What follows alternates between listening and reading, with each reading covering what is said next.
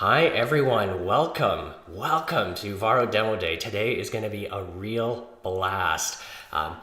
For everyone who's joining us on YouTube, we've got a little bit of housekeeping and basics, and then we're going to invite you right into the Zoom session. For everyone who's already here in the Zoom session, love seeing you all. This is going to be a real blast.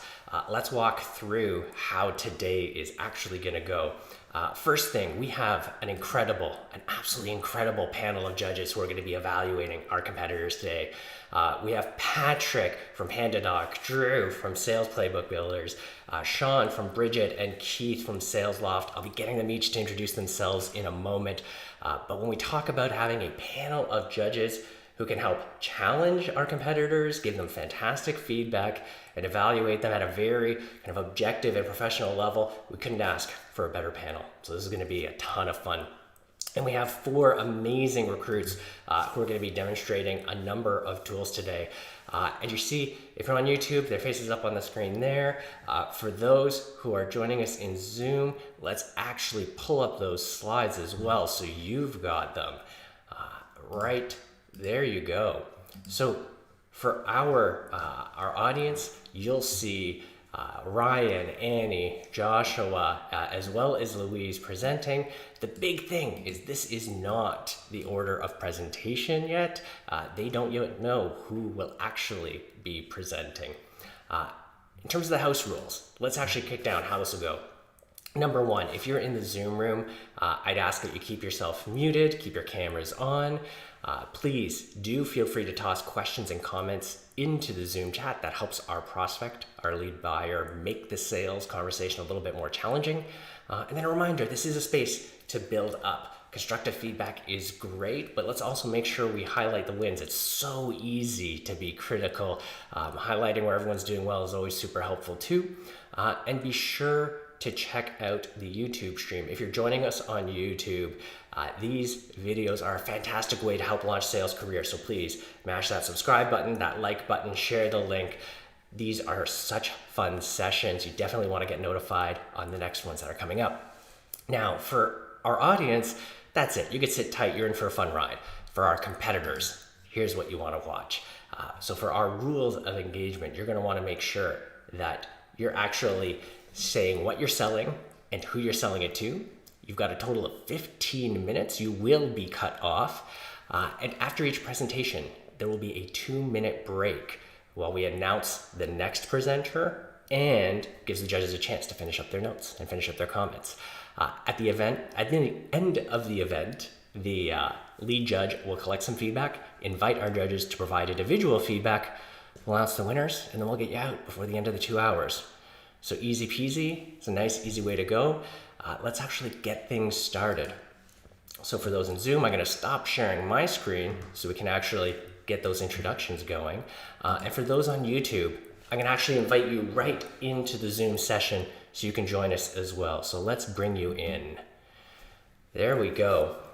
To kick things off, let's actually get our judges introducing themselves, and we're going to do the same order that we had on the slides earlier. So Patrick and then Drew, can you kick us off and introduce yourselves? Absolutely. Thank you, Joseph. My name is Patrick Downs. I am the Sales Enablement and Training Manager at PandaDoc by day. I build processes and train all of our teams from account management, account executives to SDRs. I'm also a podcast host, 5 on Cast. I got a new one coming out called Customer Engagement Lab. And I do this little show called 5 on Friday. It's a weekly consulting show. People come on, and it's kind of like this. So I'm excited to do this today, Joseph. That's awesome. Drew, can you get next? Yes, Happy New Year, everybody. Good morning. I actually just signed up for the, was it the 5 on Friday? I just was there, signed that up. So let's go. I'm Drew. I'm from salesplaybookbuilder.com. I build sales playbooks for early stage startups to help founders transition out of founder-led sales with confidence. Awesome.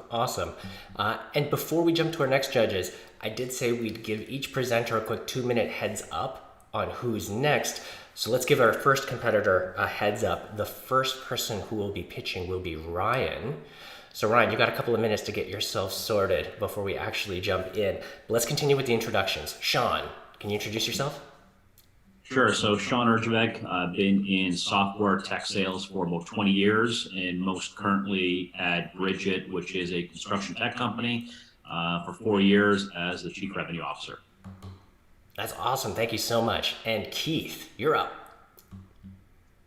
Hey everybody, my name is Keith Cordero. I am an account executive at SalesLoft. I'm also a content writer over at Rev Genius and the Mindful Sales Rev blog. Happy to be here. Thank you so much. Okay, this is such a fun panel. We went through the basic rules. We went through the process. We're about to kick off our first competitor. Before we do, from our judges, can I get a thumbs up if you're good? All set up? Excellent. And from our competitors, if you're good to go and you're ready to go, can I get a thumbs up as well? Nice, there we go. Our audience, or our hosting team, any core questions? Anything to keep in mind before we kick off? Okay, Ryan, you're up. I'm gonna put 15 minutes on the clock. The timer will start once you actually kick off the sales pitch. As a reminder, please introduce yourself, the product you're selling, and the persona, who you're selling to. The mic is yours. Good luck. All right, well, thank you. So today I'm going to be selling Netlify, and I'm going to be selling that to Callum, who is an engineering manager at, let's call it Kind of Kite. It's Kite, but with a twist. We got a couple more projects. They have about 10 developers, and they have a ton of growth, and they're kind of getting a little overwhelmed with that. So we've talked a couple times before by email, but this will be our first time actually like talking over the phone or in a meeting. And that's about it. I'm gonna start my clock. Hey Callum, how's it going? Hey Ryan, I'm pretty good. How are you? Doing great. Went for a run this morning, and now I get to talk to you, so it's gonna be a good day. Very cool. So what are you doing up there in Toronto? Is it pretty chilly? Yeah, as it usually is. Yeah, not too much. Just grab some coffee and ready to take on the day. Gotcha. Well, I got us booked for 15 minutes today. Is that still true? Yeah, it is unfortunately just 15 minutes I can give you. I've got to run to another meeting. I understand. Yeah. Is there anyone who's going to be joining us? I haven't scheduled anyone, but I do have a colleague that might be able to pop in. Just depends if she's free or not. Okay, no problem.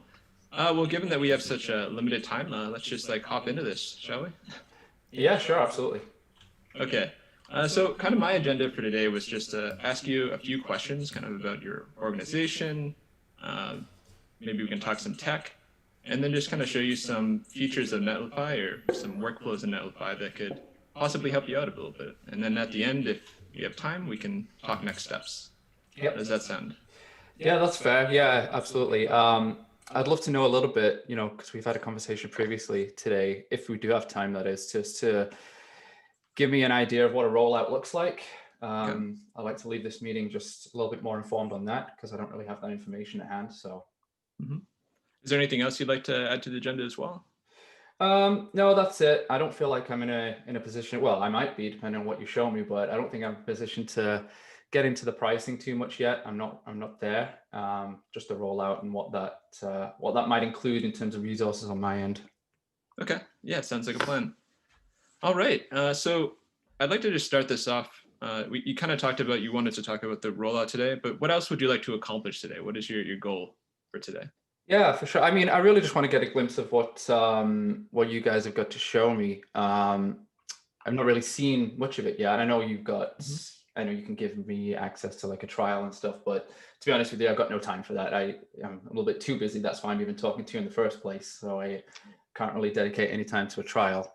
Based on what you know about us, I'd love to see how Netlify can help us out. There's a few things going on here that I'm responsible for that I feel like we could do better. In particular, different sort of deployed versions of what we're working on, just taking a look at those and then being able to see what something will look like once it is in production. That's something that's a bit of a gap right now. And if you're able to get to that point today, then that'd be great. sounds like you're going to have a good demo today then, because I got some great things to show you on that front. All right, perfect. Okay, so just kind of walk me through what your current workflow is a little bit. Yeah, the current workflow is that, as you know, I'm director of engineering here. I do have a few different managers underneath me working on different projects, and then we've got the engineers underneath them. That's the typical reporting structures that I'm sure you're used to from who you guys speak to. It's a very manual process, I got to say. So we haven't been around that long, so we might just be playing catch up in terms of streamlining something like this, and hopefully, that's where something like you guys or one of your competitors come in. Yeah, I understand. Okay, and so this might be a little bit of a difficult question, but what is your kind of layout of your infrastructure right now? Like, I know I can go into this. Let me actually bring up a slide for you. Okay. Real quick. Not really big on presentations, but I do like to just share something like this. Here we go. This is what I found so far. Tell me if this seems familiar. That is 100% correct. Yeah. Okay. One moment. There we go. Is there anything that I have here that you're not used to, or that you don't recognize, that might have been phased out or something? In terms of phased out, what would you mean by that? Something that like maybe wasn't caught by like a profiler like built with, like that you were using, say, PHP on a server, and now you've switched over to like some other technology. No, I don't think so. No. Do you usually run across that from other people you speak to? Is that the case? Is that why you're asking me? Basically, yeah, that's what I'm asking you. Yeah, a lot of our customers, when they come to us, they're dealing with just this hodgepodge of different technologies. They're changing constantly. They might have different projects going on, and they don't even really know what they have in production right now. Does that seem familiar? It does, yeah. And you know what, that's helped me out a lot. And in terms of projects and seeing what's going on, it sounds embarrassing to even say this out loud to you, but it is currently just Excel that I'm managing that out of. Yeah, no, that's understandable. When you're growing that fast, like I know a lot of companies, they start out as 2 people in a garage and they end up with a 300-person company in a few years. And along the way, a lot of things break. So I understand. Okay. So let's kind of go back to a few of the items that you're interested before, which is versioning and just kind of getting a build preview, or like seeing what you're deploying. In a perfect world, what would that look like for you? Yeah, it is just like you said, I think deploy previews would be great. It's just not something I have access to right now. If I'm thinking perfect world scenario, that would be it, where I have a bunch of different versions and we can, come together as a team and get into production, whatever we feel is the best of those previews, I guess. Okay. All right. So I'm going to show you something related to that. But first, I just want to kind of show you a little bit about how Netlify works, because it's kind of a new thing for some people. But you can see like a traditional infrastructure like you have, like we've been talking about. You've got all of your web servers, application servers, and databases, and you might have different environments like production or staging and dev. And then you got all the crazy stuff like load balancers and firewalls keeping all of that in line. Is that correct in thinking you're just like that? Yeah, that's exactly right, yeah. So what we're trying to accomplish with Netlify is just to take out everything except for your code. So with Netlify, this is what you get. You just have your build system, your developers push code, it goes into Netlify, we build it, we test it, we deploy it, and then it's all just run on our high performance global ADN. So you don't have to worry about it after you click commit. Very cool. Looks good. Okay. Yeah. So let me show you what that actually looks like here. One moment.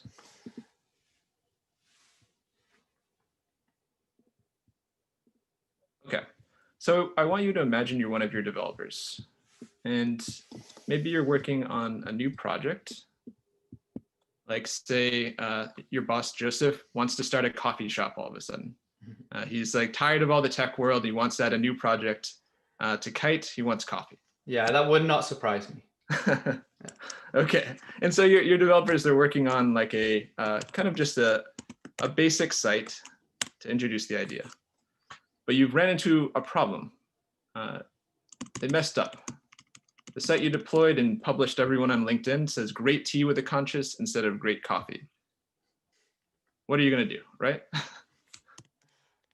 So with Netlify, all you have to do is make your change, commit it like you normally would,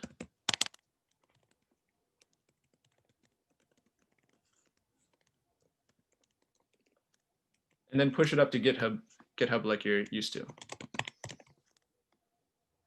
Now, after you've done that, Netlify takes care of the rest. So from your developer's perspective, their job is done. They can go to their next task, do whatever they need to do. But for you, it gives you a lot of visibility. And let me show you that. So the second we deploy that, you're able to see a deploy message in Slack. Here we have our deploy going. So you'll be notified if this is a project you're interested in Slack. Okay, interesting. And then from Kite's perspective on Netlify, you can go into your project and you see it's building as well. Now, this is the really cool thing, going back to what you're talking about versioning and deploy previews, is each one of these deploys is completely atomic, which means that all the files are there. Each version that you deployed is a complete website and you can roll back at any time. So we can go and actually look at our previous site here, where we had tea. And then we can look at our fixed version that has coffee. And each of those is a complete site. Now, let's say Joseph actually wanted a tea shop. He's like, I didn't like coffee and now I've seen tea and I'm like, I'm gonna make a change in my life. All you have to do to fix that is publish deploy, and you get an instant rollback of your entire site around the world immediately. All caches are cleared, everything's available to users immediately. Wow, okay. How does that look to you? That it does look good, yeah, for sure. Let me ask you this, then, Ryan. People in my position, our company size and where we're at in terms of stage, what are they usually worried about when they're deploying Netlify? What are they usually cautious about?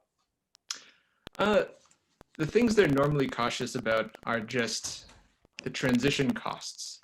So like you have your current infrastructure and you have to like migrate over to this new way of thinking. And that seems like it's a lot of effort. So they come and they say, how am I going to do it? Like for you, for instance, you have 83 different technologies that you're using. I'm going to transition all those over to this other service. And the truth is sometimes it can be difficult. And we've kind of built that into Netlify, and that you can change out little pieces at a time. For instance, there's a company called Live Chat, and they had a very similar infrastructure to yours, all sorts of different servers. They're using WordPress like you're using for your main Kite website and your Uvaro website. And they're like, we want to change. We want this to be faster. We want it to be better from a dev perspective. And so they just switched over individual pieces of their site until they'd done it all. And it's very seamless. Their developers were about 5 times more productive, and their websites were a lot faster. All right, that sounds fair. Okay. Now, I know this kind of leads into rollout, which I promised that I'd come back to at the end here. Now, rollout, what exactly do you mean by that? Are you talking about rollout to your developers or just in general across the Kite family of sites? I guess all of the above. Like, I want you to picture the future state of us using Netlify as if we're one of your customers right now that's been around for 6 months or so. Okay, great, yeah. So a rollout would generally be, like I was saying with that previous example of live chat, maybe take it slowly. Maybe convert something like the Uvaro website into a site on Netlify.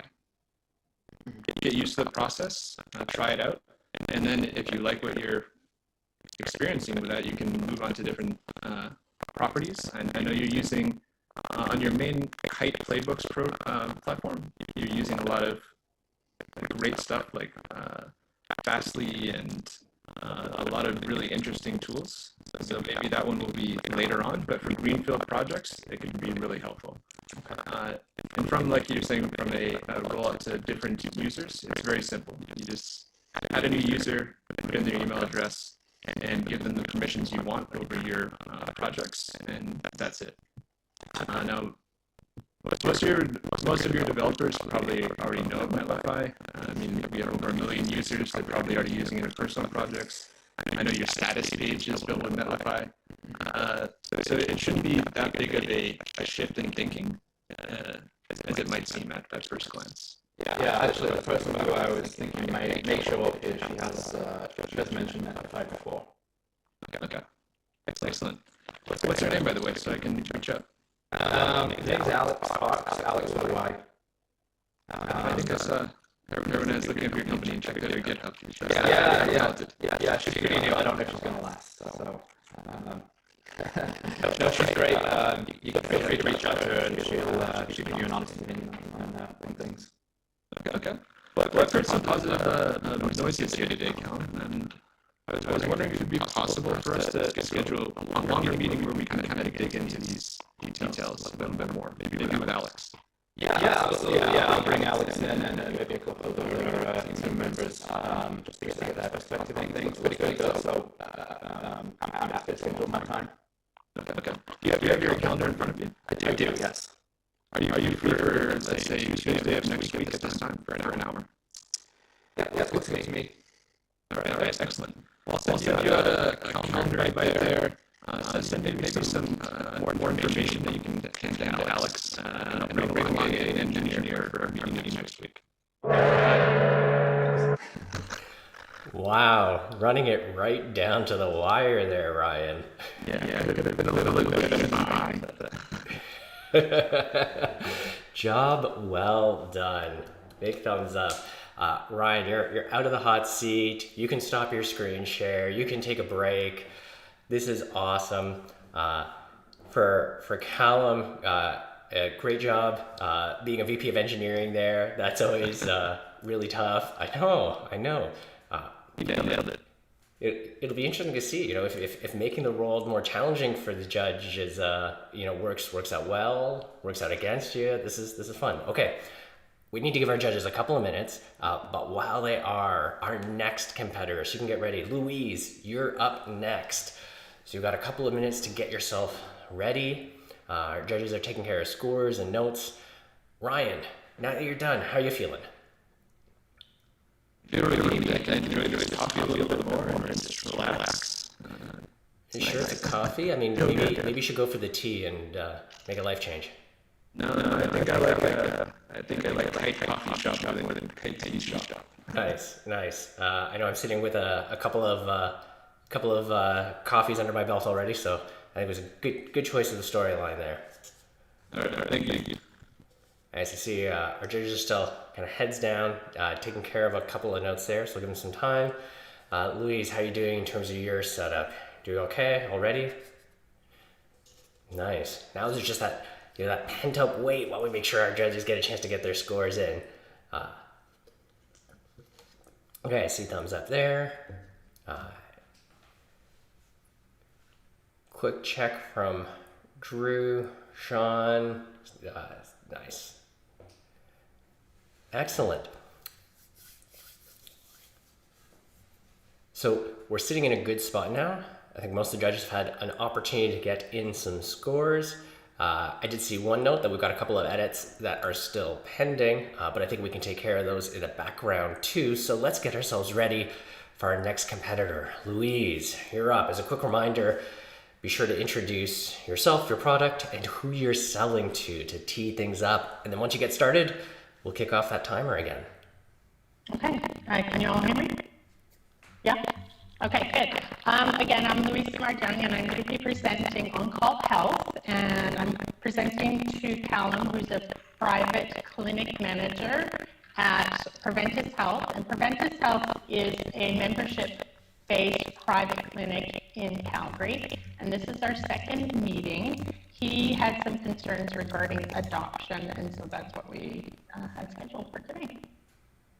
All right, so I'm going to do a screen share, get all set up.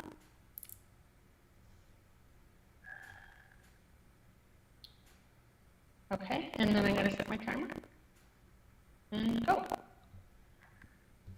All right.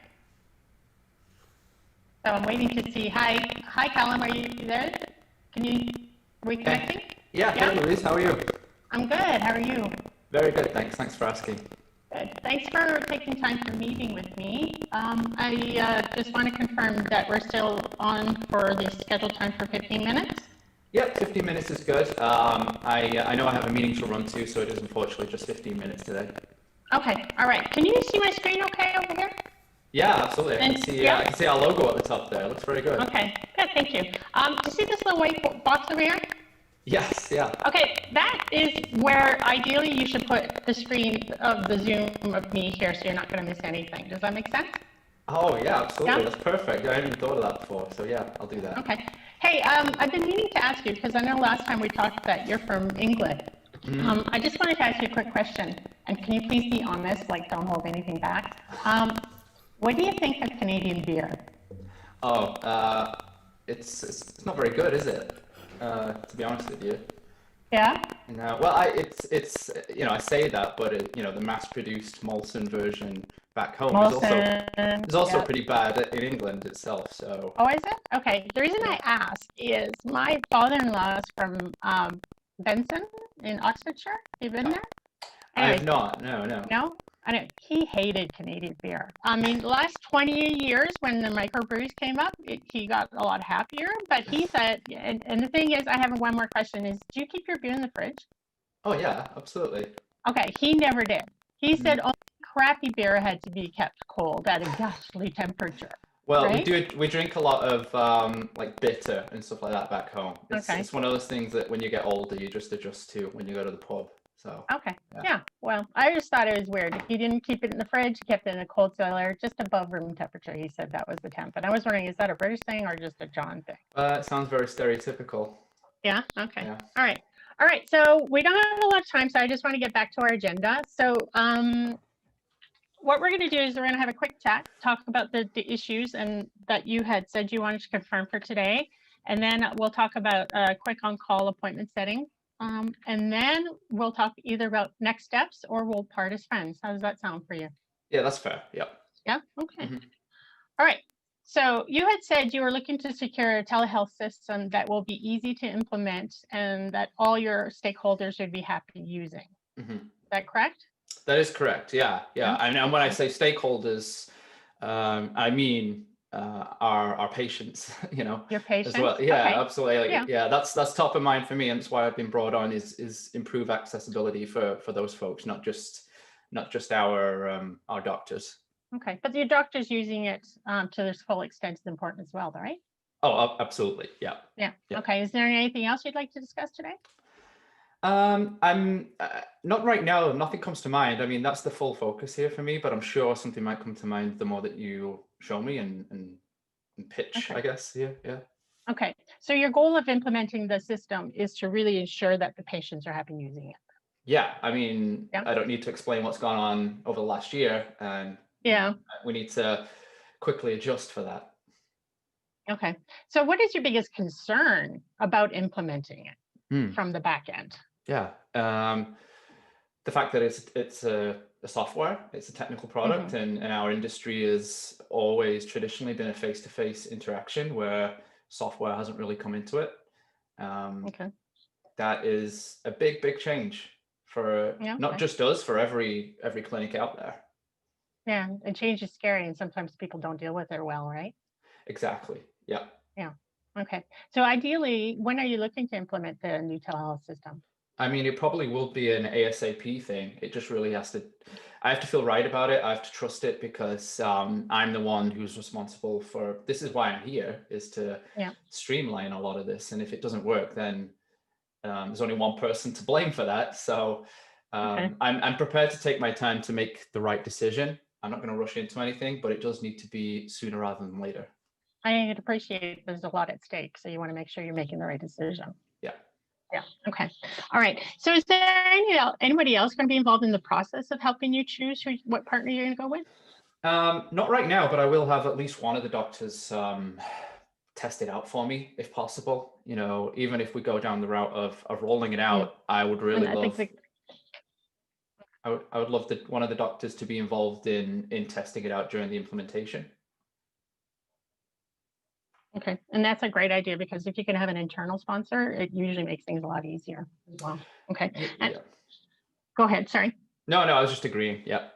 Yeah. Okay. All right. I just have a couple quick other questions. You can just give me the quick stats, and this will feed back into my presentation later. Mm-hmm. What is your current no-show rate with your clinic? Oh, yeah, that's a tough question. Over the last year, it has risen for sure, and it's currently sitting somewhere between 30 to 35%. Oh, that's considerable. And is that a real area of concern for you? Oh, it yeah, absolutely is. Yeah. Yeah. Okay. Well, I mean, the average in Alberta is 30, so you're not doing as horrible as you think you are, but I can appreciate that it is something that you need to address. Yeah. Well, we want to be better than average, so. Okay. Yeah, and I think that's why, you know, with your brand of your clinic, it's definitely a goal you should reach for. Mm-hmm. Do any of your practitioners ever run late, causing your clients to wait? Yes, that does happen. And you know, sometimes a clinic of our size, we live and die by our online reviews, and yeah, that's typically the main complaint, is that they were made to wait a little bit longer than expected because the doctor's previous meeting ran too long, right? Which is a tough problem to handle right now. Okay, so you think that could impact your overall clinic in a negative way then, if that continues? Yeah, absolutely. Yeah. When someone's looking for a new practitioner, a new clinic, they go online, they search, they see bad reviews because they were made to wait, and then they don't opt for us, they opt for one of the ones down the street. Yeah, okay. All right. Well, I'm going to launch into what we can offer you, okay? Mm-hmm. So over here is basically what your practitioners and your clients would see when they're booking an appointment, okay? Mm-hmm. And it's a pretty simple, easy interface.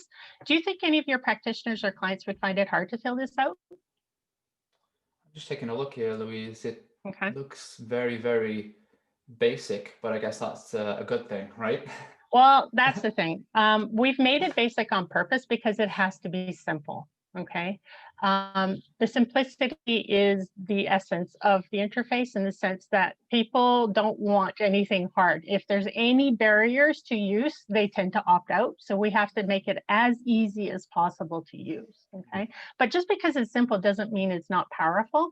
A lot of what we do is done in the back end, and that refers to these 5 numbers over here. Okay, so for number 1, as soon as once you click the create appointment, then an email is generated with an invitation to the client. So all of this is fully automated. So none of your doctors or your admin assistants have to do anything once an appointment is created. And then number 2 is device testing. So everybody needs to be coached on to make sure that their device is going to work on the platform, but the platform works on everything, iOS, Android, and everything like that. And it'll work on phones and tablets and computers. So most of your clients would have one of those 3, correct? Yes, they do. Yeah. Yeah. Okay. All right. And then, of course, we've got to have the needed consent forms as a regulation of the government. So for new clients and things like that. And then we also make sure there are timely reminders. This is tying back to your no-show rate, okay, of your 30 to 35%. We find that people miss appointments because they basically forget. It's not because they're feeling better, not because they feel that their time's more important than the doctor's. It's just that they forget. So being able to give them a systematic reminder campaign is very effective to reducing no-show rates. Okay. Do you have, Louise, I'd love if you could shoot after some stats on that, just to see if anyone has any, wants some sort of return on investment once deploying this. Oh, yeah. Their no-show rates have changed for the better. Oh, absolutely. Yeah, I've got some white papers, and I have some information on ROI and full integration and the tracking of all the different types of results.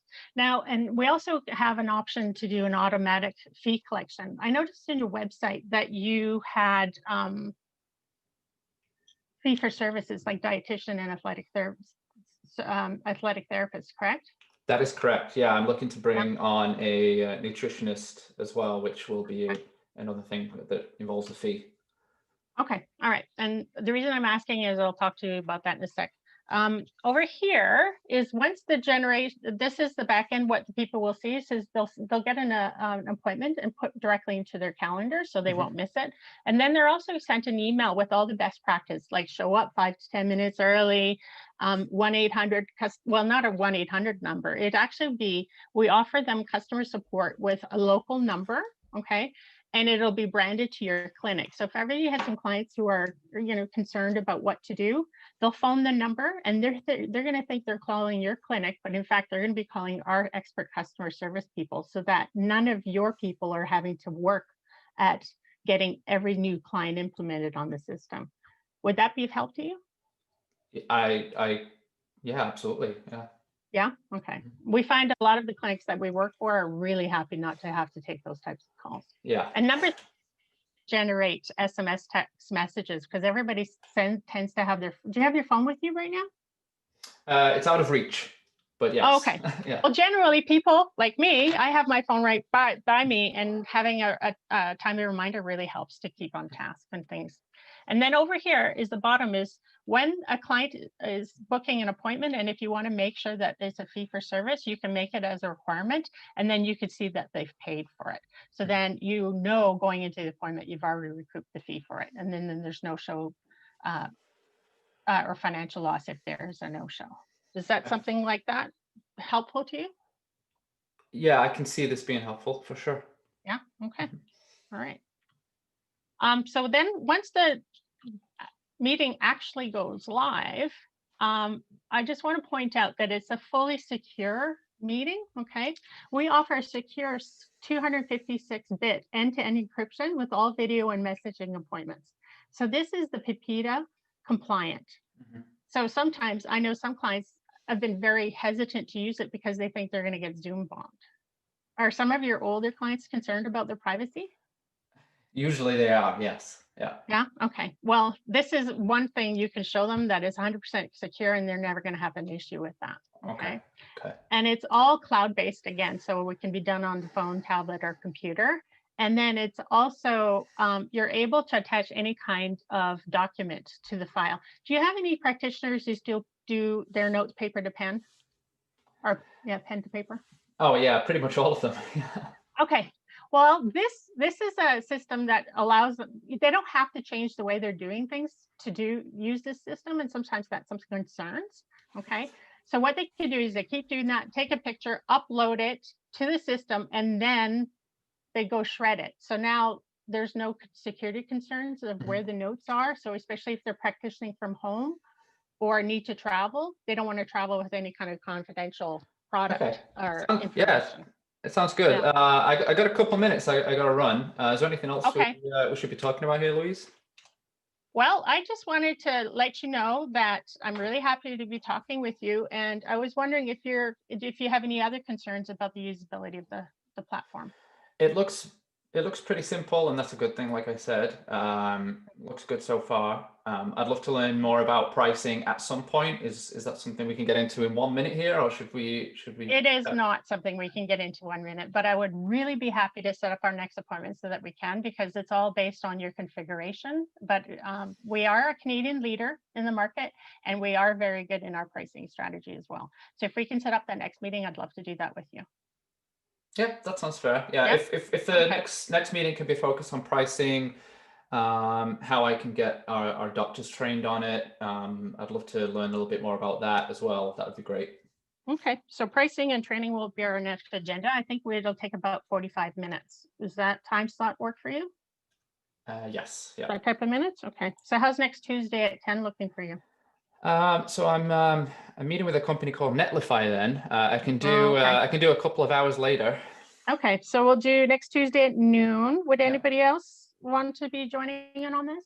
I'll bring in one of my doctors. I'll bring in Dr. Sheila Fong on that one. Okay, Dr. Fung. Okay, I will make sure she gets the invite as well. Okay, thank you very So much. thanks for your time, Callum, and it was great to chat with you. Yeah, thanks, Louise. Have a good one. You too. Bye-bye. Louise, how are you feeling? I'm feeling great. Done. Nice. Yeah, so you're all wrapped up. You can stop your screen share. We're solid. I had 23 seconds left on my clock. Job well done. That's. Thank you.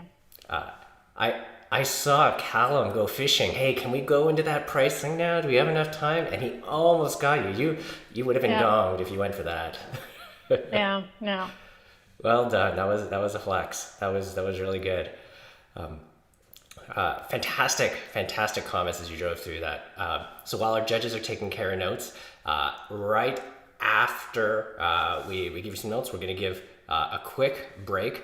For those joining us on YouTube, we're going to give you a quick 5-minute intermission so that you can top up your coffees, grab yourself a water. But if you're on YouTube, we're going to give you that intermission break and we'll be right back.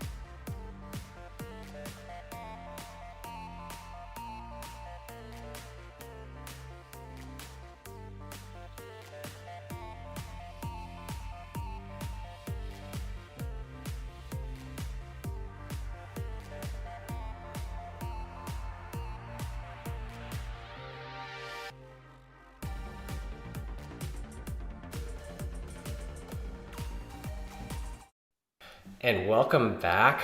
Quick break. Hope you got some good coffee, maybe some tea, depending on how you're taking your direction. We are going to kick it off. We've got two more competitors. Annie, you're up next. Before I hand it over, quick reminder, be sure to highlight what you're selling, who you're selling it to, and then once you actually kick off the session, we'll put 15 minutes on the timer. But the mic is all yours. Good luck. Thanks, Joseph. Hi, everyone. My name's Annie. I'm representing Slack today. Callum is the chief of people and community at a 75+ person company. They have 2 offices across North America, and they're having some difficulty onboarding their new hires now that there's a 100% remote.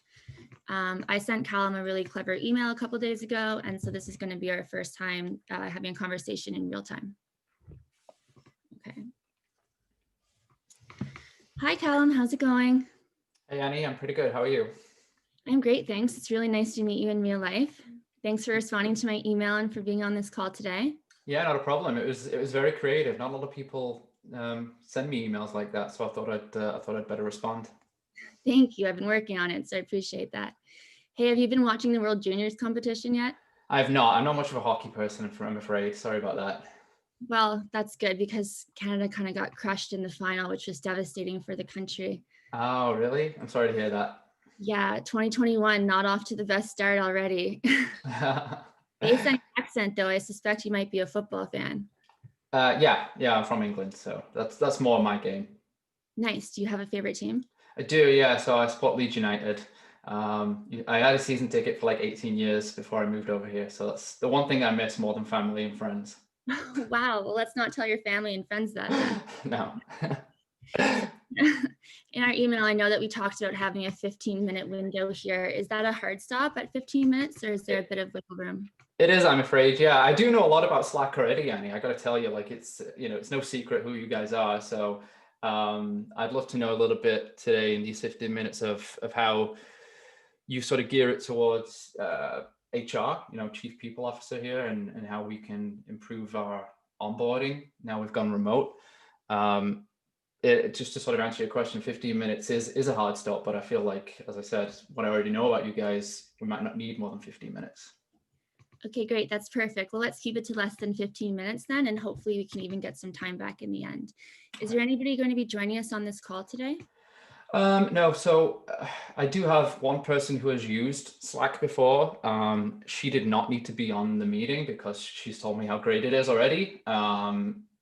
She might be floating around, and I might just sort of DM her for a few questions if nothing comes to mind, though. Okay, great. Sounds like I already have an internal wingman then. Yeah, I guess so. Yeah. Okay, so to set the agenda for today, we're just going to do a quick overview about what Slack's all about, and then dig a little deeper into how your team communicates, and see if we can improve that process. Is there anything in particular that you want to add to our agenda today? I would love to know a little bit about pricing before I leave today. The main reason is because I'm a very budget-driven person, and if this is just way out of whack, it's no point in us prolonging that conversation, right? So I'd love to know what that involves.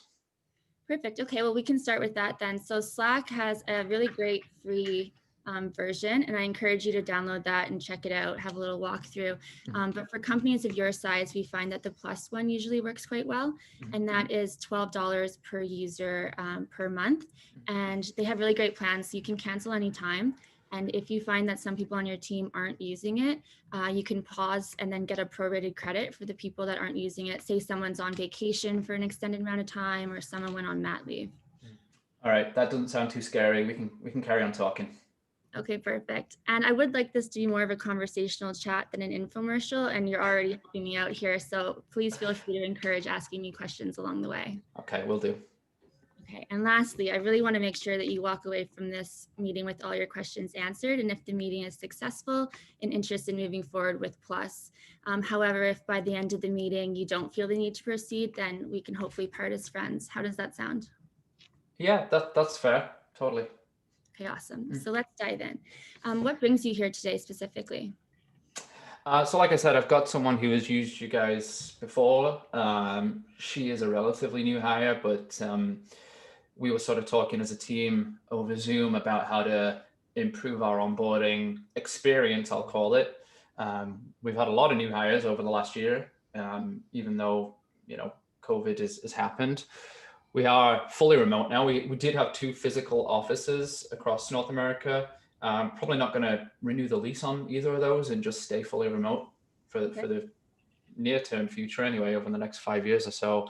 So with that, really need to, as I said, make that a better experience, make them feel more connected to their teammates and the wider community that we've got here. And maybe Slack's the way to do that. Cool. Yeah. I mean, like on a good day, onboarding can be very overwhelming for new hires and stuff. So we'd hate to see them not be fully engaged in your company because it has to be remote. So essentially, Slack is a collaborative software and acts as a digital workspace. You can organize conversations through different channels and work tasks. And honestly, a lot of Giphies get sent. It's a nice way to have that kind of water cooler chat that you don't get to have anymore since we're all working from home. Now, can you currently please walk me through your current process and share how you do manage your communication? Is it just emails? And I guess you probably wouldn't text each other, so I'm assuming emails. Email, phone call, a Zoom meeting. Yep. Try to stay connected with new hires that way. They get a very boring Excel spreadsheet onboarding checklist that they work through, and I can monitor that on my end. That's a shared document, obviously, just to see where they're at. And that involves sort of connecting with people, throwing out Zoom meeting invites to certain people to connect with those individuals, and that's about it. I'd say we can get you something a little bit better looking than Excel. Have you ever tried to solve this problem before? I took a look at Microsoft Teams about 2 years ago. Didn't really make much sense for us at the time because, we were in office and we could go and chat with someone in a room or whatever, didn't really seem too intuitive to me either. And we're not much of a Microsoft shop. Like we use Google Calendar, we use Gmail. So again, it really didn't stack up at the time. Okay, interesting. Now, when I speak to chief of people and community managers, they're usually 100% in charge of doing the onboarding. Is this the case for you? Yes, it's one of my key responsibilities. Okay, cool. So one of the ways that I think Slack is going to be the most valuable to you is that we have plenty of integrations with other software that, like you mentioned, you're probably already using. So Zoom, Google Calendar, HubSpot, they can all be streamlined into Slack. So this keeps everything in one place and is super easy and less overwhelming for your new hires, since it can kind of act as a dashboard for all things that are work related. How does that sound to you? Yeah, that sounds good. Yeah, I didn't even know too much about the integrations. My colleague hadn't mentioned anything like that. So great. Yeah, there's plenty now. So it's a really exciting time for Slack. And how would picking the right solution impact you and your team personally? Is it keeping you up at night or? I mean, the onboarding right now, I guess it is keeping me up at night. It's the one thing that we chat about more often than any other topics, I should say, in our weekly meetings of trying to address any problems. We send out a feedback survey to new hires at sort of the 3-month point, and there was a consistent theme there of I wish I felt more connected or communication was more streamlined. So yeah, it's definitely a problem right now, and it keeping me up at night, maybe not, but it impacts us because it's our responsibility. For sure. Well, I hear you. I mean, we recently started working with a team over at Bonfire because they had similar challenges and felt that their new hires were overwhelmed and falling through the cracks. Since they started using Slack, they've been able to reduce their internal emails by about 30% and have had 6 people finish their onboarding process with really great adoption. So cool. Yeah, I actually know a few people there, so I'll give them a call and check in on that one. Oh, please do. Yeah, I think they'll have lots of good things to say. So let me show you how easy it is to use Slack. I'm going to share my screen with you here. Can you see it okay? Yeah, absolutely. Yeah. So going back to all those Giphies that get sent, this is about how I'm feeling right now. Yeah, so this is from my colleague. So sorry. Before I joined Slack, I was actually doing this really amazing online course called Uvaro. All the participants are spread out across the country and even the States, so we haven't had the chance to meet each other. But because of things like this Giphy from my friend Sam, we've never really met in real life, but he makes me laugh every day. Silly things like this. But going back to the important parts here is this channels on the left side. You can see some of them are open. The hashtag means that they're open and they're kind of like interest groups or grouped together in topics. So for certain projects, the ones with the lock, secret channel, 2010, those ones are locked. So those are private. So you can really create these like private groups within your organization based on projects. Yeah. There's also direct messaging, which I think is really great because usually in a work environment, some people are afraid to knock on the CEO's door. I think it's a lot easier just to send them a message. And so this kind of eliminates that like out of date hierarchy that we have in some offices. Okay. Speaking of integrations, is this something that you could see your team using? Like I'm in dark mode right now because we're on Teams all the time, but yeah, I can empathize. I love a good dark mode for sure. It's good to know that you've got that. It does, yeah. To answer your question, I really loved you hitting on the private channels there, because I immediately just thought about our different departments and how they might be able to communicate in that sort of closed environment like they would have done in the office environment. Yeah, it's pretty interesting. Yeah, those channels aren't just for gossip.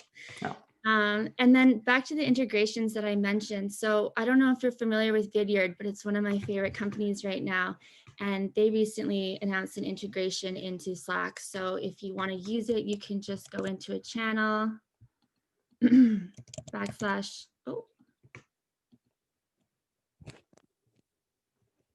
question mark. Well, so yeah, so backslash Vidyard, is that what you're going to say? Vidyard, yes, and then it kind of all pops up and you can film a video right in the channel, which is cool because when you're onboarding new members to your team, I think a personalized video can go a long way, making them feel like you're in the room with them. Mm-hmm. Okay, so I'm going to stop that share now. Cool. Yeah, I do have one burning question for you, Annie, if you don't mind me asking. I was watching the news the other day and there was a lot of talk about Slack going down. What did that mean? Yeah, so like I said, 2021 was not off to a great start with the World Juniors and Slack crashing. But the fact that you heard about it is pretty exciting to me.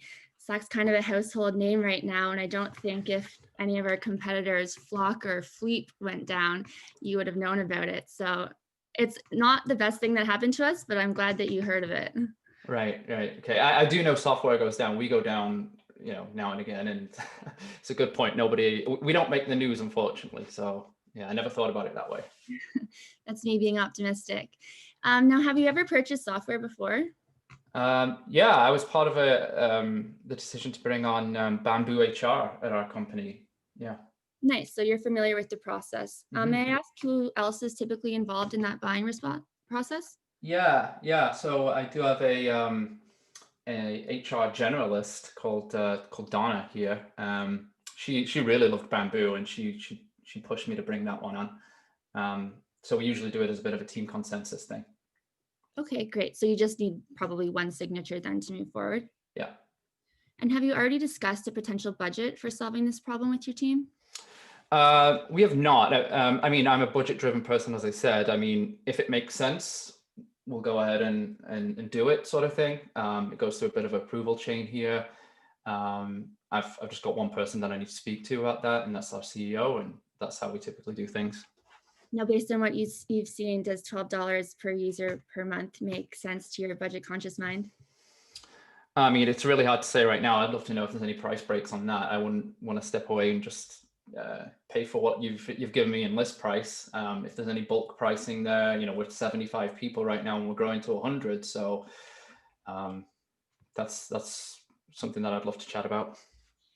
Sure, yeah, we can definitely talk about that further. Now, finally, what would a potential timeline look like here? Are you looking to solve this problem tomorrow or in a little while? Yeah, that's a good question. I guess for those two options, tomorrow. Probably need to do something ASAP with this since we are now fully remote. Yeah, so with the pricing question, I know $12 per user is what we've got right now. Is there anything we can talk about in the next sort of minute or so before I run, or do we need to schedule a deeper conversation? You know what? I think since I'm hearing mostly positive noises from you, the next step would be for you to download Slack yourself and have a look around. In the meantime, I'll kind of get the paperwork ready for the Slack Plus plan. And when I send it over to you, we can further discuss possibly a bulk rate. How does that sound to you? Yeah, sure. Let's do that. Yeah. Cool. Now, I mentioned at the start of this call that at the end, we could either have you join as a Plus client or we could part as friends. But now I wanted to suggest that you join as a Plus client and we part as friends. How does that sound? Yeah, I mean, you're pretty convincing. So I'm almost there. Yeah. Awesome. Thanks, Callum. So I'll get to work on that paperwork, have a look around Slack, and I'll talk to my team about both pricing, and we'll be in touch shortly. Okay, thanks a lot, Annie. Okay, thanks. Bye.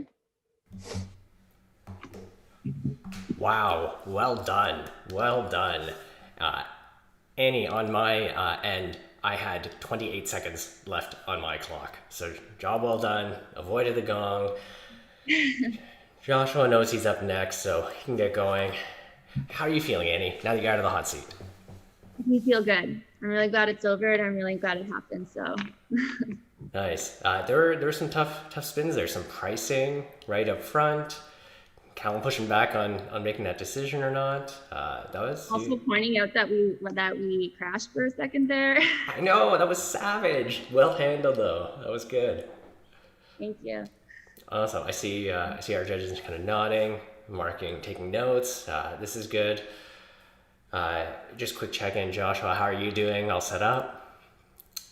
Oh, that's a big thumbs up. You're looking confident. You know, coming in on the home stretch, the anchor competitor there. Learning from all the tips and tricks from everybody else. The chat has been fantastic to watch as we're going along. Some fantastic discussion about your techniques and approach.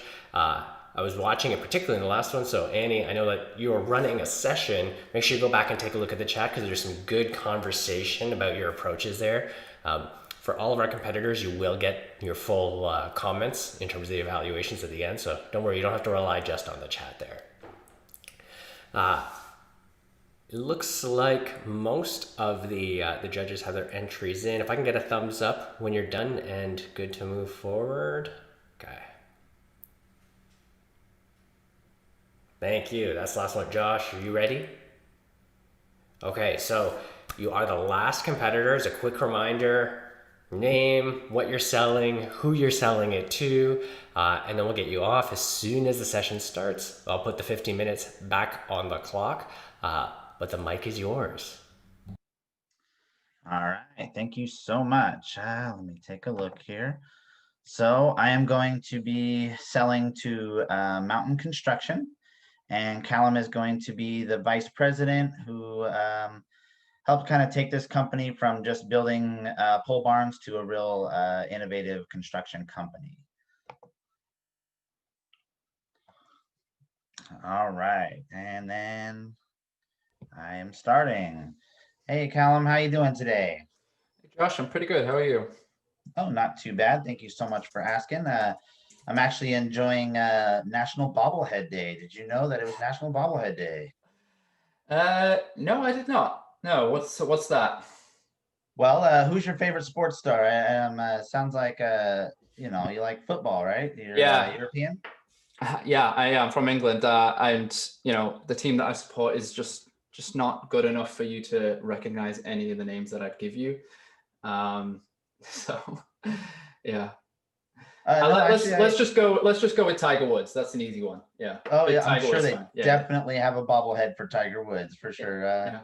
But no, I'm familiar with pretty smaller countries. My wife is from Africa and Congo, and they're all about football. Like there's no other sport there that's even nothing viable there at all. Yeah. Oh, I see you're wearing a Seahawks t-shirt. So are we talking about the same sport here? Oh no! This is my football. So this is my favorite sport. So I love American football. That's the only sport in my mind. Yeah, the one that they use their hands with. Yeah. Yes. Yeah. Well, they kick it every once in a while. All right. Okay. Now, I do want to thank you so much for giving me this 15 minutes. Now, is that a hard 15 minutes, or is there a little leeway there? Yeah, I got to run in 15 minutes. I'm afraid I'm due to be on one of our jobs. I got to run. Okay. Yeah. No, that's not a problem. Well, hopefully I can help you, break through this monotonous scheduling and project planning, and help you figure this out, and hopefully by the end give you a few minutes back. How's that sound? That'd be perfect. Yeah, because I'm worried about the traffic. So Okay. Now, by the end, when everything does make sense, I can go over the next steps for you and show you what the layout process would look like. But if for any reason it just doesn't make sense, let me know. We can definitely part as friends. Sound fair? that's totally fair. Yeah, let's do that. Okay. Now, I know you told me that you feel like scheduling and project planning is the most crucial failure in your company currently. Does that still resonate with you? Yeah, absolutely. Yeah. I mean, as I told you last time, I joined this company many years ago, and it is what it is now. And I think we've got to a point where we're looking to streamline a few processes, and maybe it's time to let go of Excel. Okay. So now, did anything happen? What currently happened to make you really draw your attention to having to fix this problem currently? Yeah, so we did a little bit of a digging on a resource planning mistake that happened on a pretty big job recently. Cost us a lot of money. So once we sort of dug into that and investigated what happened, it was actually down to an Excel error that one of my team members, human mistakes happen, and I guess that software, if you can call it software, Excel, led to human error there. I gotcha. So you guys are currently using Excel for your spreadsheets to really pass information along. Is that how you guys normally do it? Yeah, so kick off new projects. I've got a template that I use, copy over, plug in the details in there, assign their applicable resources to a new project, and it's managed off an Excel spreadsheet. So some people can have access to that, some people can't. Run into issues here and there if someone needs to access it when they're on a job site that doesn't have that connectivity, or out of signal range because they're trying to open it up on a tablet or their phone. Excel's not working out too good for us right now for those reasons. Okay, no, I can definitely understand. I hear that quite a bit. So now, is this the first time you guys have purchased a software or looked at purchasing a software to solve this issue? Yeah. I mean, it's part of a new initiative, and you're one of the first companies I'm speaking to. There's a few other things, like we've got finance folks who are looking at things like QuickBooks, but those are conversations that are going on in another department right now. Okay. So was there anybody else that that we might need to get on this conversation that would have a little bit more questions or anything concerns that they might have other than you, or is this pretty much going to be your choice? It's a good question. Not on this conversation. It's just going to be me, and if it makes sense, then I'll present this internally. But we do have, the president here. He's the founder of the company from the very beginning, and he's probably going to have to sign off on anything that we do purchase. Okay. Yeah, it makes total sense.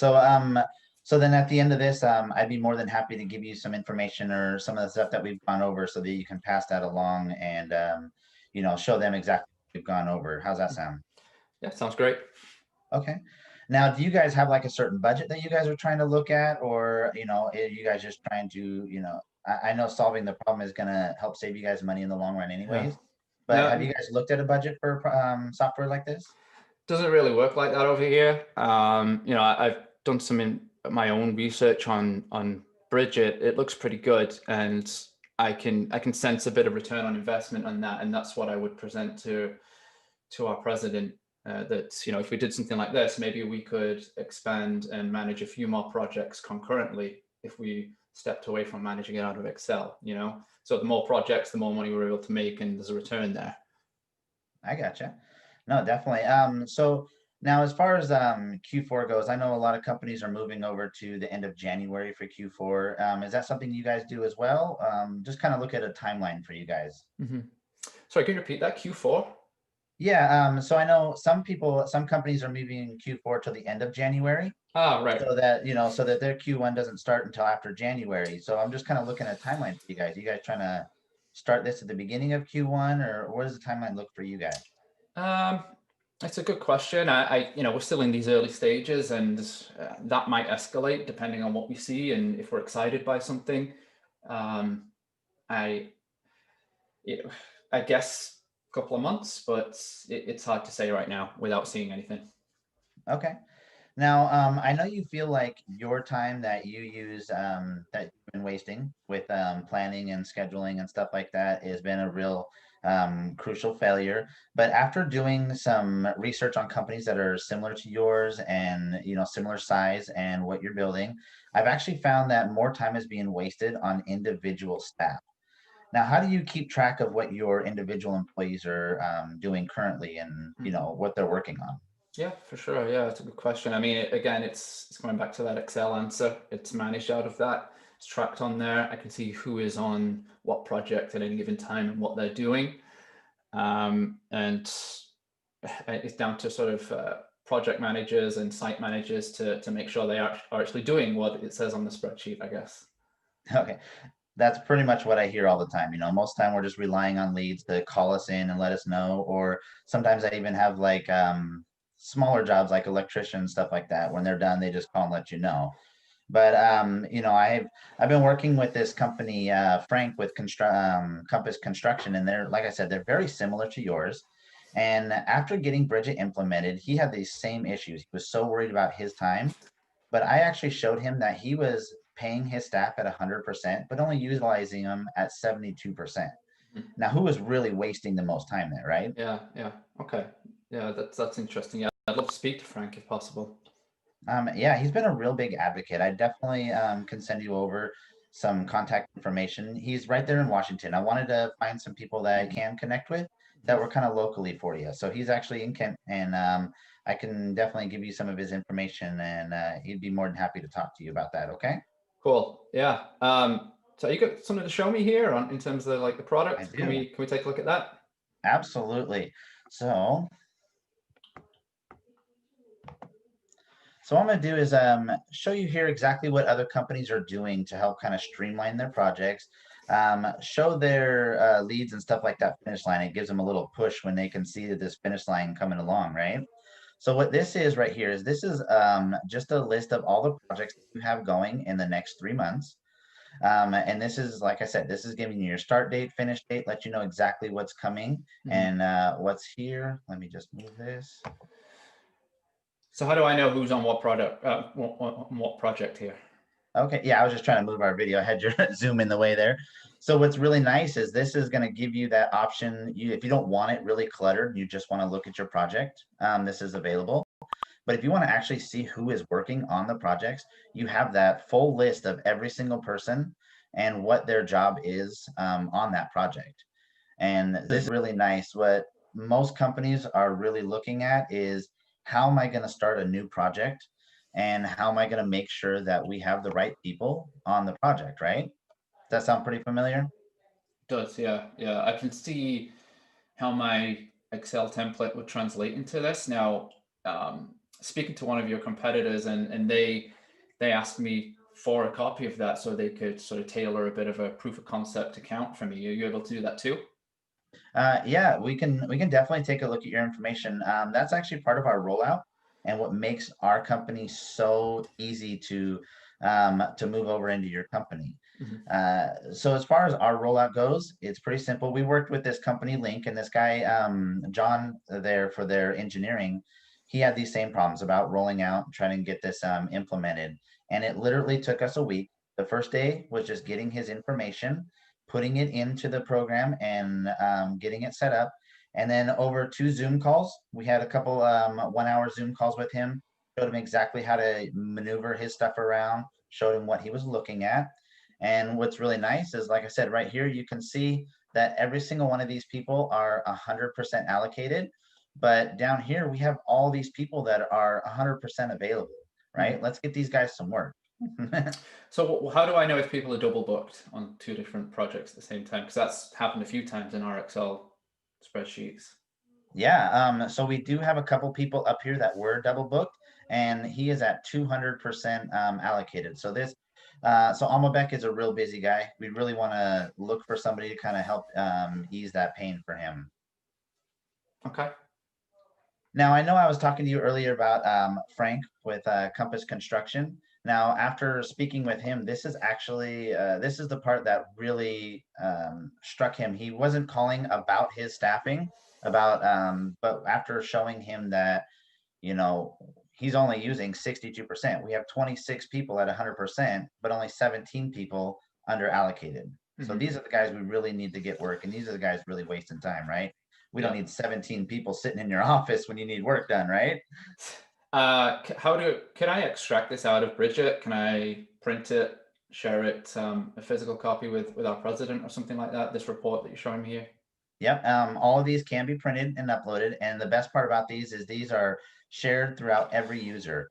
And you have different stages of allocated. So not everybody sees all of the information, because we do have some personal information here. Each one of these clients, you can get a detailed description about each one, their salary, their shoe size. So this gives you really good information to let you know who's the best fit for the product and the project you're working on. Okay, cool. I just got one final question, Josh, and then I got to run. Just give me a bit of like background on Bridgit. I've done my own research, and the product that you're showing me looks pretty good. I like to trust companies that we go into business with. Like, who are your founders? How long have you been around? Oh, we have some, I love our founders. So there's some great ladies that really saw a need for organization in a construction company. So they really took the time to make sure that they're making it simple, that it's not something you have to go out and get a college degree to run, right? We want you to be able to pick it up, use it, and save some time and money. Okay, cool. Yeah, is there anything else you got to show me? Because I got to run in about 1 minute here. Yeah, no. So did you have any other questions? Like I said, this is really going to help you show you exactly what you're wasting your time on and what your staff is. So I am hearing a lot of positive affirmation here. So I would like to show you what our next steps were, and also email you out a little bit of a pricing, break it down for you, if that's okay. Yeah, sure. That sounds fair. Okay, so I'm going to send you that over right now. And also I'm going to set up another time to speak with you next week if you got some time, just to make sure that we've answered any of the questions that your president would have, and make sure that this would be the right solution for you. How does that sound? Yeah, that sounds good. Okay, so I'm taking a look at my calendar, and I do see that I do have some time next Thursday. Would that be okay for you? Yeah, if we can make it as early as possible, that would be great. Okay, no, I definitely, let me take a look. Oh, I can move someone around and get you in Monday, and I'll make some time for you. Now, was there anybody else on that? Would you like to bring the president, or anybody else that would like to get some questions answered?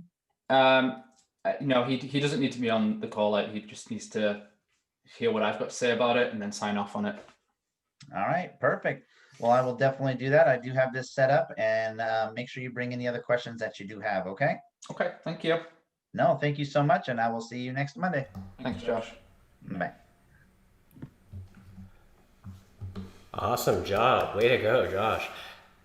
I saw 23 seconds left on the clock here. So job well done, managing your time carefully. Take a breather, take a breath, giving our judges a couple of minutes to get their notes in. How are you feeling now that you're done?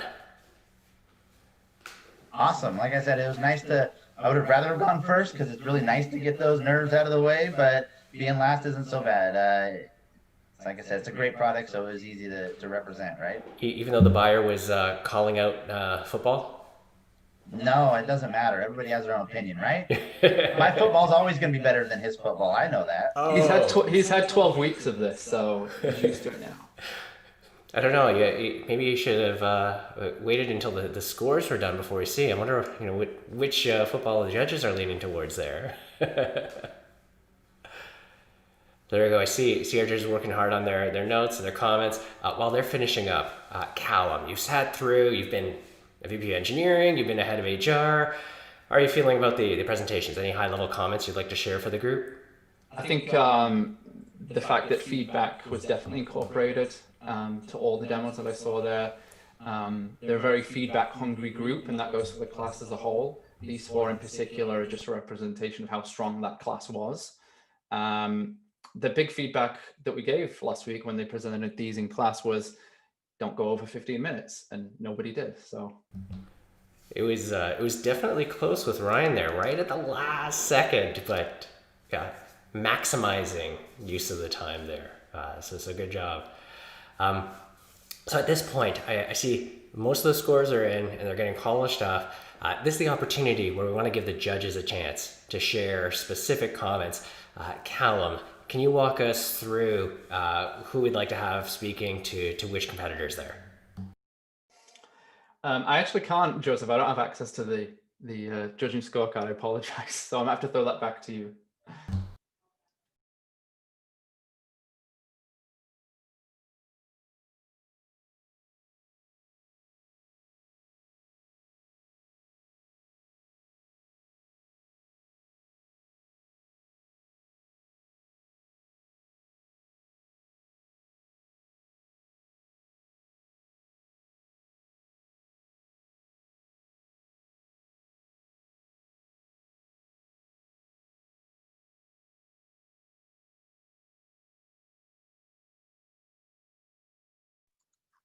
Yeah, absolutely. So am I doing it specifically for one person or for everybody, or? Well, what I'd ask you to do is a high-level comment for the whole team there, and let's kick things off in the same order that we had the presentations with. So can you comment on Ryan's as the first speaker for today? Absolutely. Yeah, first of all, awesome job to everybody. I know how much pressure that everybody probably is under with so many of us watching. And also fitting all of this into 15 minutes is really impressive. So great work. Ryan, you did a killer job. Storytelling is such a powerful skill to use, during disco and demo. And, you really weaved it into the conversation wonderfully. So you did such a great job of not only setting the rapport, but also the conversation. And I always talk a lot about digging a sales loft size hole, right? Digging a product or solution size hole and leading the prospect to that, as opposed to leading with your solution. And you really nailed that. So great job. That was awesome, Keith. Thank you so much. As we're jumping in, keeping the ball rolling, Drew, you're next up on my Zoom session. Can you give high-level comment and can you speak to how Louise did? Absolutely. Great job, everybody. Again, it's always funny. I'm like clapping in my house and it's like, no, you can't hear me. Nobody else. I'm just like clapping by myself here. I've seen before, like people clapping like this on Zoom, a little bit more fun.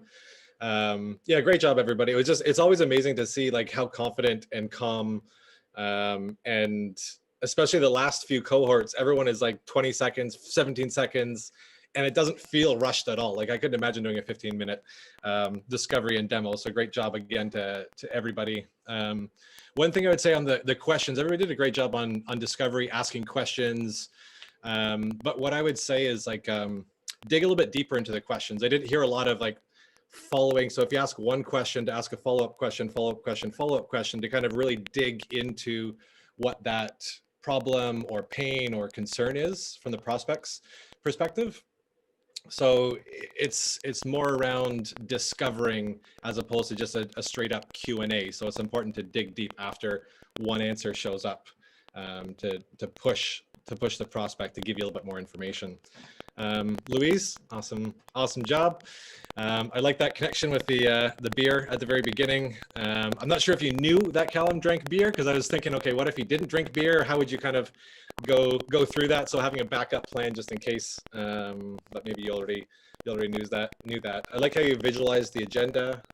So it wasn't just like audio, it was like a screenshot that you had of the agenda. I think that's nice, just kind of get some mutual buy-in and share that with them so they were very aware of the agenda.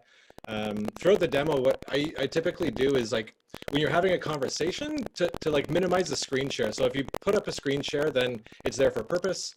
It's there to demonstrate a point, to demonstrate part of your product. But when you're having a conversation, I would suggest like minimizing that. So then it's just like you two on the screen having that one-on-one conversation, and it shows that you're really interested in what they have to say, and it also reduces the distraction on their side, where it just turns into a conversation.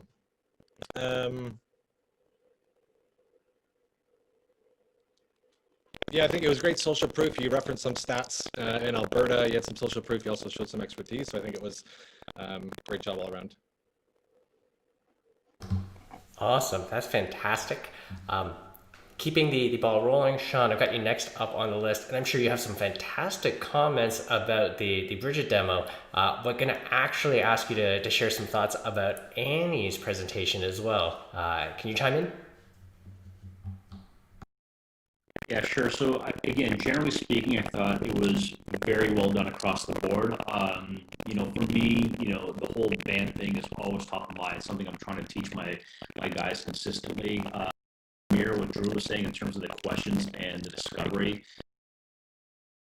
You really want to see, I can't remember who asked it, but like what keeps you up at night, and trying to really kind of figure out those specific points and tying them back to the actual solution, saying, hey, I hear this, here's how our tools can solve for that, and so on. So you want to make those connections as quick as possible. So that's just general feedback for everyone, like dig a bit deeper, what keeps you up at night, what are some of the core challenges you guys have, and then map the solution towards that, versus getting too broad of an actual, I guess, presentation demo. So I thought, that's just feedback for everybody generally speaking. I thought Annie did a great job. I'd say, in terms of the rapport, I think the rapport was very good. The questions that were being asked were very good. I think the way maybe the Slack thing was answered could have been a bit tighter. Yeah, and one thing I'm not a huge fan of is I think, we brought up, who the actual competitors are. And that's for me, I don't want to highlight who the competitors are, because that then says, hey, I'm going to go look, at these 2 or 3 other solutions. So that for me is always, trying not to mention competitors, because it just opens up the competitive, I guess, landscape to you. But I thought, honestly, the rapport was good, product knowledge was solid. I think just maybe in terms of the questions and how we responded could have been a bit tighter. But, generally speaking, very, very good. That's awesome. Great feedback there. And then bringing us into the home stretch there, Patrick, can you share your thoughts and some comments on Josh's presentation?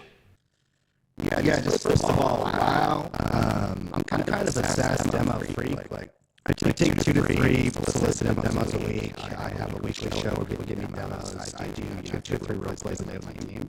So I hear these constantly, and these are some of the best that I've heard in months. So just like a huge round of applause, guys. That was cool. Specifically, I noticed a lot of characters in the setup. Where the guys are not that real. Lots of mutual agenda, getting the buy-in right up, like one character, and fun contracts. Actually, doing to next step at the end. I heard a lot tying back to, so bring up the upfront contract. That was great. And there was a huge focus on just like tone and rapport. Overall, like everybody had a great sense of composure, and felt like even though they were being fired on a lot, you wouldn't even notice. Also, the rapport building was incredible. I haven't had anyone try the rapport building in a year. So definitely carry that in.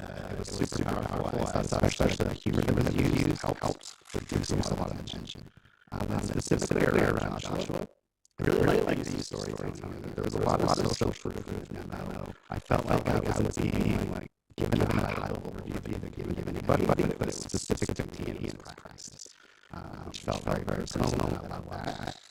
One of the things that I give advice on, something I would give overall, is there wasn't a lot of like really painful questions. Like I wrote the style of making it very articulate and like get out conflict. You want it to a healthy tension. We'll leave it at certain points, but I never felt like one of the person was like shaking the boots around the current problem they had, where it was so bad at the end, and they did to solve it with the product. And just overall, I would give advice. Great job. Fantastic comments, great specific recommendations as well. So thank you so much. Just a quick check on the judges. Callum, how are we doing? Do we have a clear winner ready? We have a winner, but it's not clear. There's like 0.3 in it. Well, actually, the 3 people, this points. I can't do math too well, but 0.5 plus 3 people, which is pretty tight, right? So we do have a win. Nice. So we're in a great tight spot. Before we get to that, I know we had some fantastic discussion in the Slack chat, the Zoom chat there about kind of pricing, timing. We don't have enough time to really dig into that here as a group, but for judges, we'll be following up with you separately to pull together some of those ideas, because there were some fantastic comments there. Callum, to give you the floor for announcing that winner, I'm going to get a drum roll going, and you can let us know who that winner is, and then we'll wrap things up. So, Maestro, can I get a drum roll, please?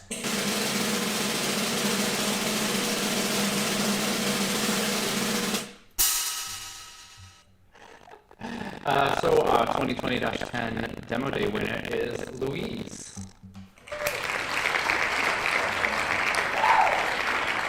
This has been awesome. Amazing, amazing demos. It was a delight to watch. Thank you. It was so tough to compare them. Louise, how are you feeling?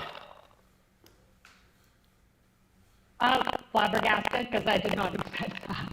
Thank you very much.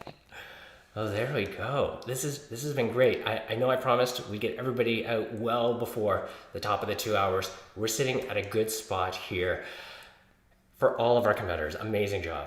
This was really tough. You heard the comments about the scores. We saw the comments in the chat there. Job well done. Really, really job well done.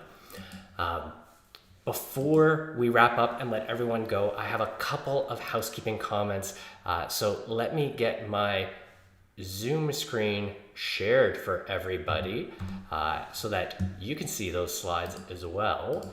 But a couple of housekeeping items.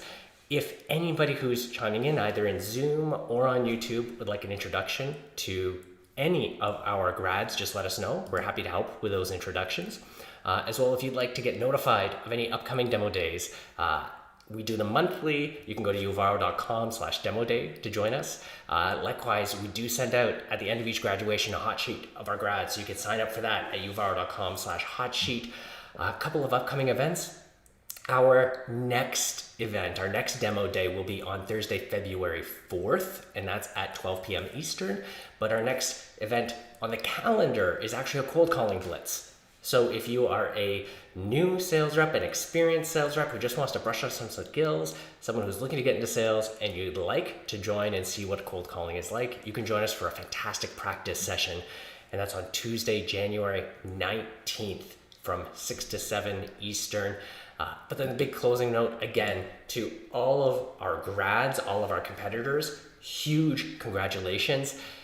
These are tough competitions. This is a tough program. Getting through the 12 weeks, getting through this competition is amazing. So congratulations, job well done. To all of our attendees and our judges, huge thank you. We couldn't be doing this without you.